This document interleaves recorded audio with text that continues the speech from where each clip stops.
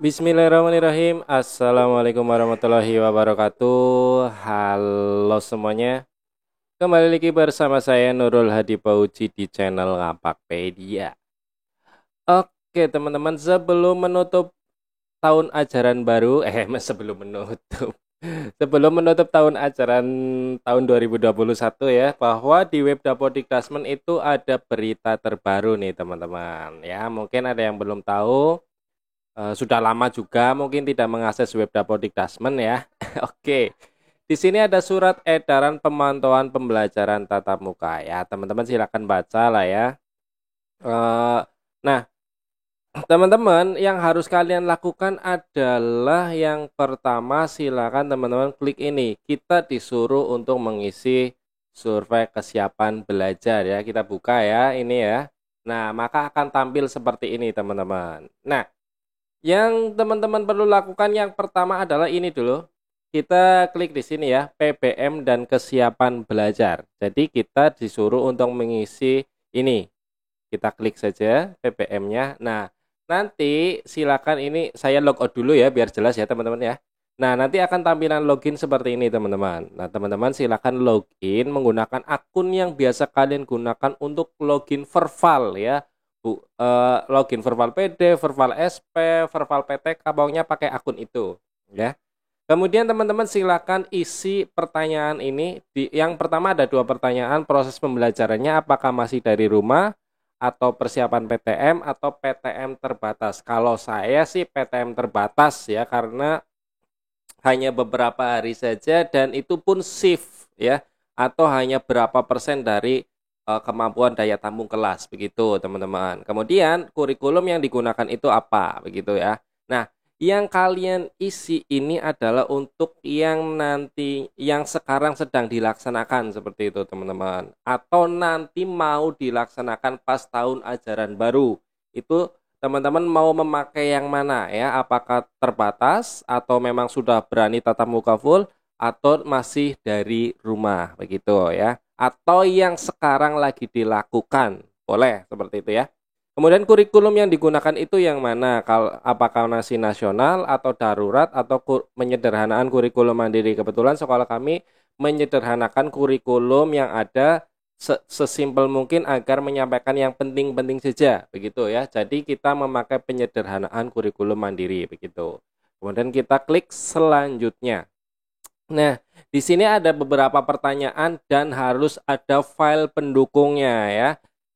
Kita yang gampang-gampang kita skip saja ya. Misalnya seperti ini, toilet bersih ada atau tidak. Kalau ada ya kita tunjukkan dengan foto. Di sini saya sudah siapkan persiapan PTM. Di sini ada toilet bersih. Kita kirim. Nah, ini foto toiletnya kita kirim ya. Ini teman-teman bisa lihat bahwa di sini itu harus filenya JPG atau PNG. Jadi bukan PDF. Jadi harus foto ya. Sekali lagi ini harus foto dan ukuran maksimumnya 1 MB. Begitu ya. Kemudian sarana cuci tangan ya gampang. Ini saya sekalian saja upload sarana cuci tangan. Saya pakai yang ini saja. Ini karena saya pakai yang sederhana ya.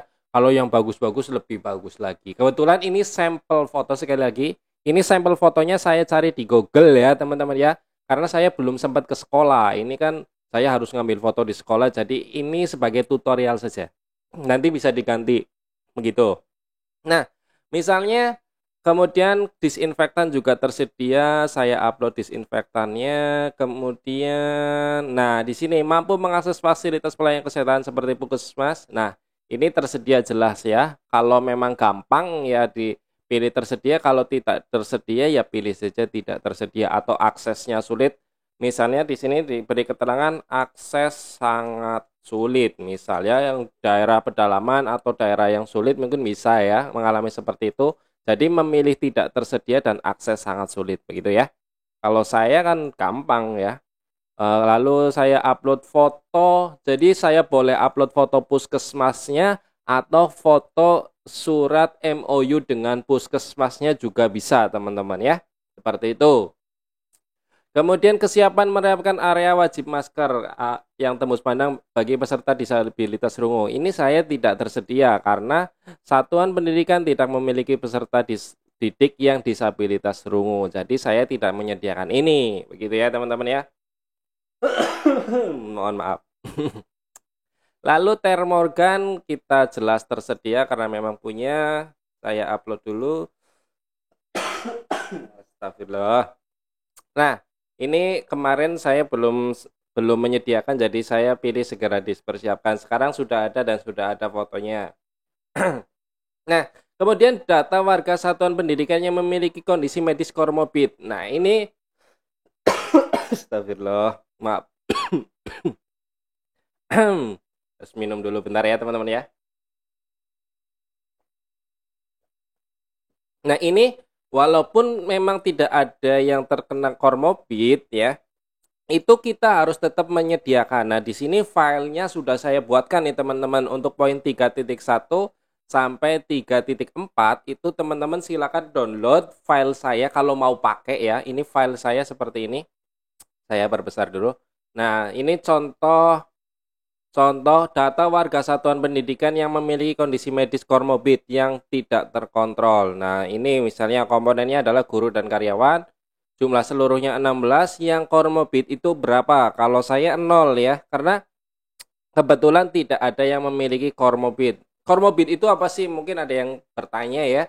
Komorbid itu adalah penyakit yang biasanya memperparah kalau terkena COVID. Jadi, misalnya nih, orang yang punya penyakit asma, orang yang punya penyakit paru-paru itu kan jadi ketika pernafasannya terganggu oleh COVID itu akan memperparah penyakitnya begitu ya. Jadi istilahnya kayak reaktan lah ya teman-teman.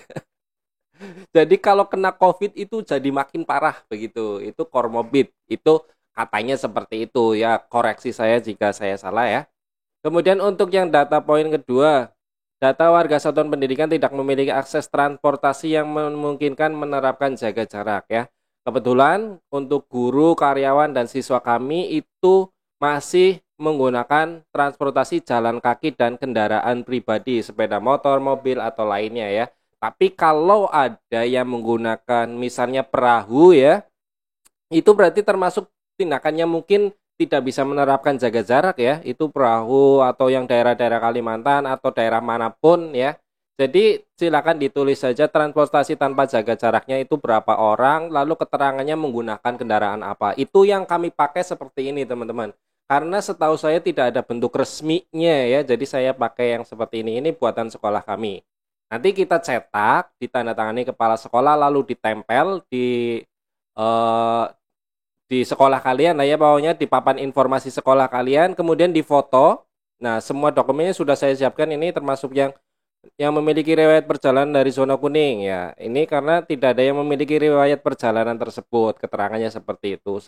Kemudian yang bawah juga ada yang memiliki kontak dengan yang terkonfirmasi COVID-19.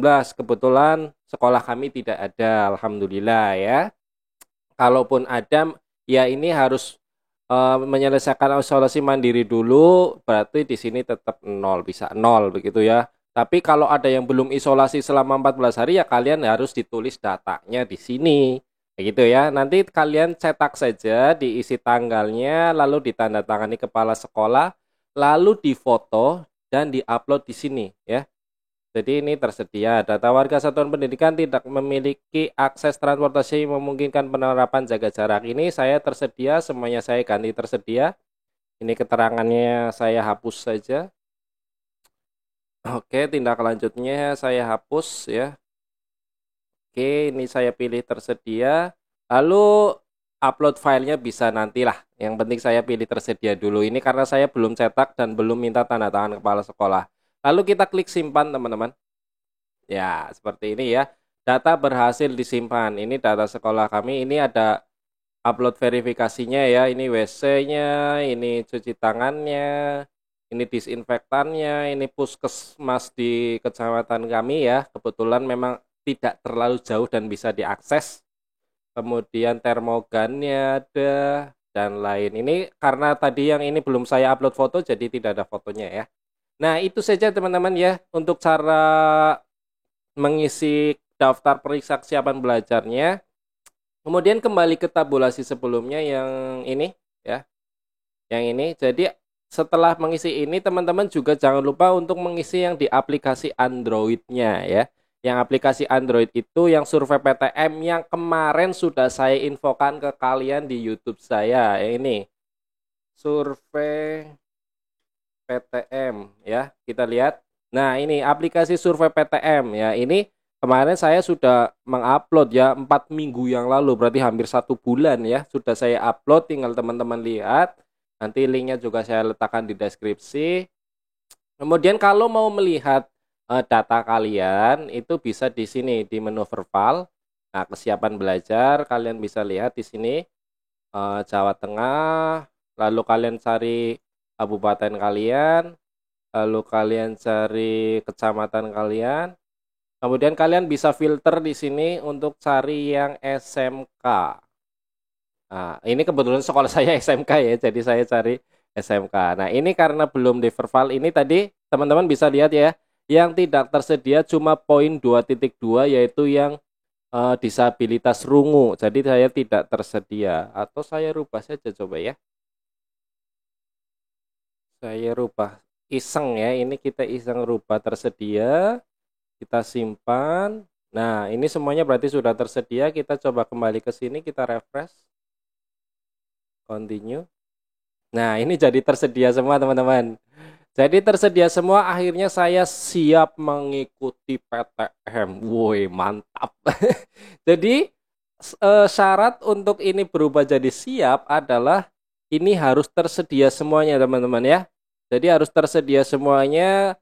Lalu ini yang masalah belum verbal itu urusan dinas. Setahu saya yang memverbal adalah dinasnya. Apakah benar sekolah saya itu siap untuk PTM atau belum gitu ya. Kita tinggal menyiapkan apa yang diminta di sini. Jadi kita minta saja yang ini ya.